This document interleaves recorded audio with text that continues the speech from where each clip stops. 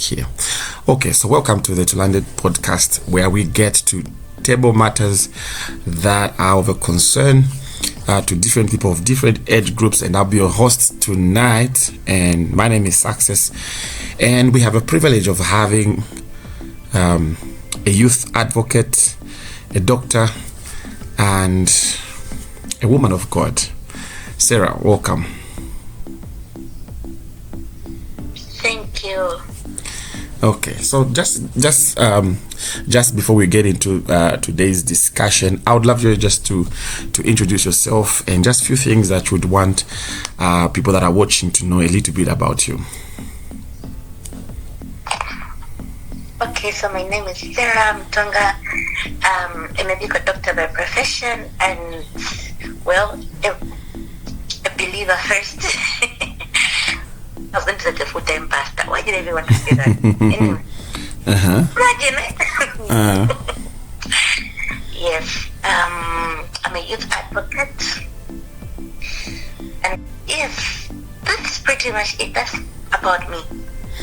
Okay. So before we get to our topic today, we find a lot of youths are getting engaged into different things, and we find a growing number of people in rehabs.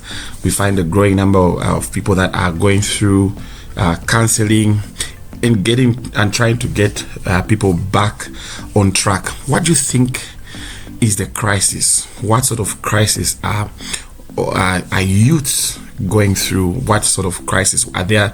Certain crises that you feel are in a youth that you would want to address? So instead of taking people to rehab, but maybe if we can address those things, would have a better youth. Okay, so among the problems arising, or the causes to what is actually going on in individual youth lives right now, is failure of identity. They don't know themselves. They lack identity. Okay, that's number one. They lack identity. They don't know themselves, and because of that, they try to keep up to a certain standard of life, which leads them to do certain things. Okay, it's a very big problem that youths face in a particular age range, from the age 12 to 21. About that age range, that's where a lot of victims are. So, an identity crisis. Then the other thing is also just peer pressure. Okay? Peer pressure. These guys are looking at their friends and wants to be like their friends. Not just that, also their friends who influence other people. So, a lot of youths right now are not assertive. They can't say no to things. And a poor reading and research culture. Okay, because back in the day, people would read a lot of articles and would learn a lot of stuff. People would read a lot of books written by different wise men that have gone before us, and they would learn a lot of stuff. There are a lot of amazing books that people have done, right? I think there's a book by Dr. Miles Monroe called Identity. So such books, a lot of amazing books, but people have just not read. And also the lack of research. Right now, people just want to live with the way things are. They don't want to research and know how they can go about different things or how to navigate life. So a lot of youths are facing that crisis. Also, lack of knowledge from their schools or their parents.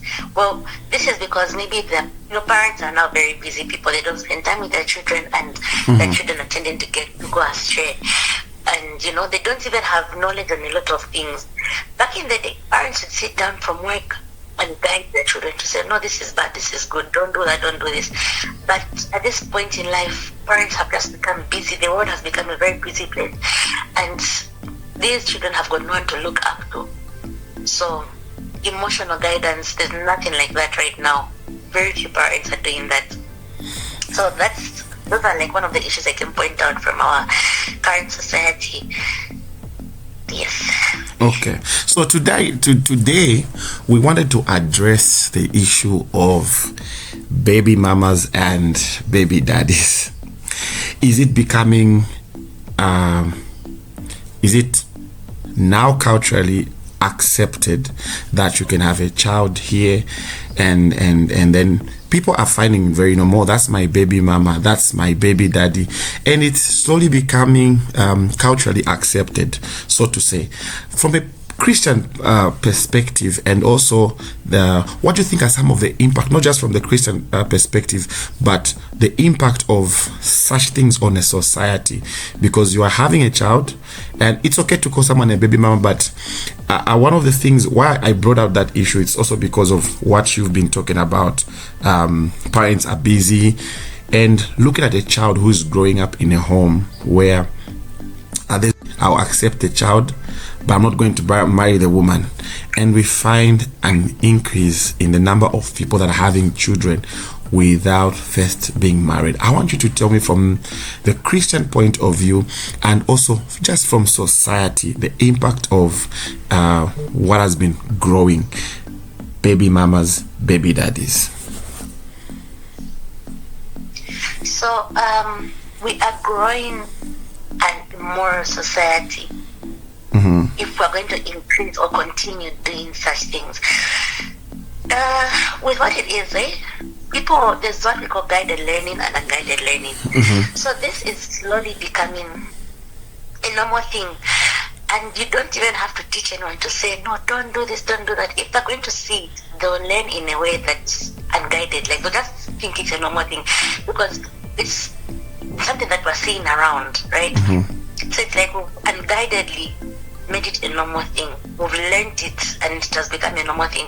But we shouldn't be the case, because if we go to the Bible, we're not supposed to have children out of wedlock. I mean, we're not supposed to have children even before the union of the man and the woman, okay?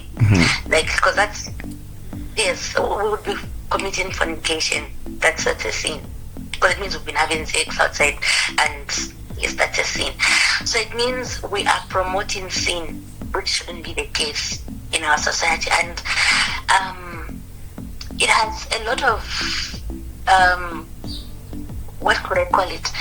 It has impacted the society negatively. Because of this, we have an increased poverty rate. What I mean is, there are a lot of people that are indulging in such, but even failing to support their children.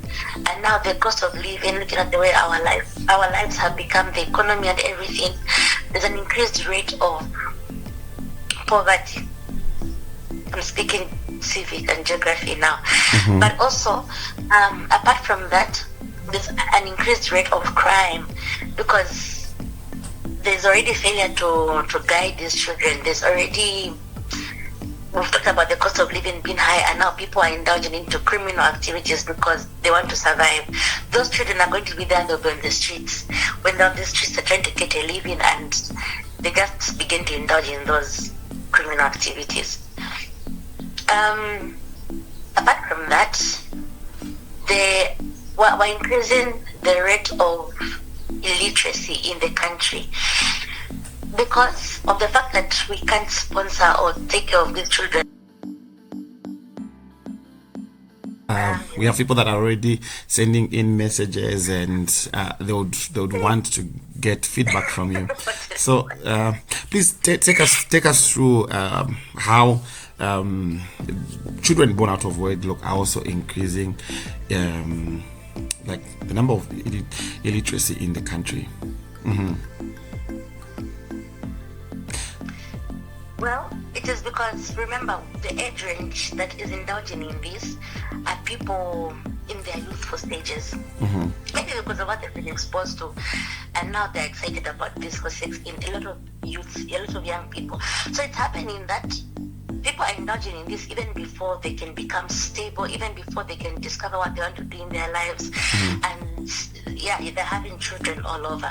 So now it's happening that these children are not being taken care of. Some of them are not even being taken to schools because their parents are not able to. They indulge in sex before they could be stable, or before they could take care of a family or a child. And now, because of that, there's an increased rate of illiteracy levels. Children are not going to school. That's all.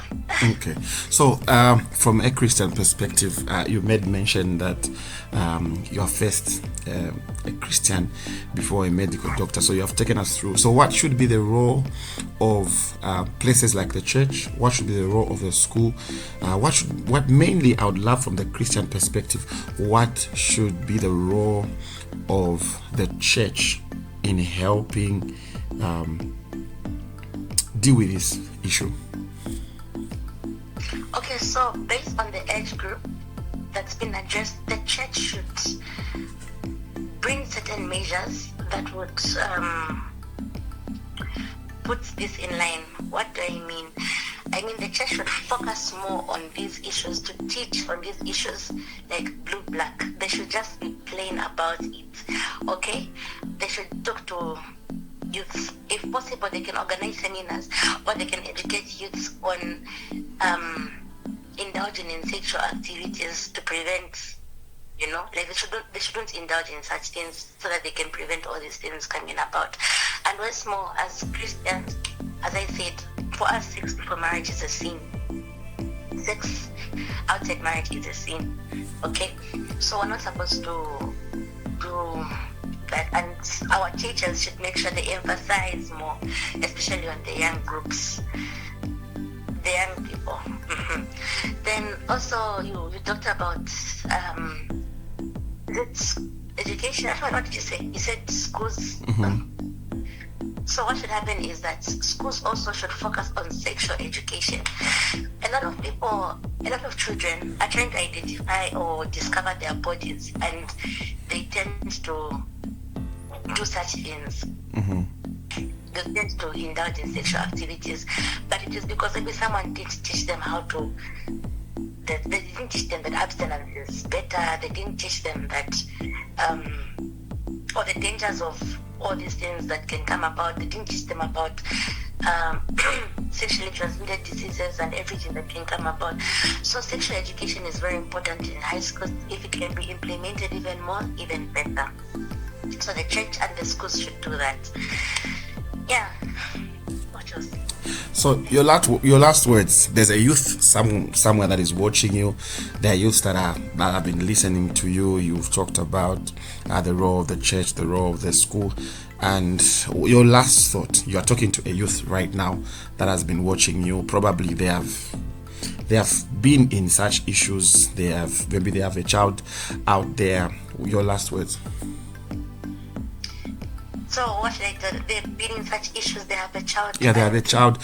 I would also want you to address both those that are not yet involved in such issues, and you talked about crisis, also identity crisis. You starting from there, your last words, let's say, to a youth that is going through, that is battling addictions, people that are fighting. Like what we're talking about, they have an identity crisis. They don't know where to start from. Okay, so actually, from my knowledge, sexual education is already going on right now in schools.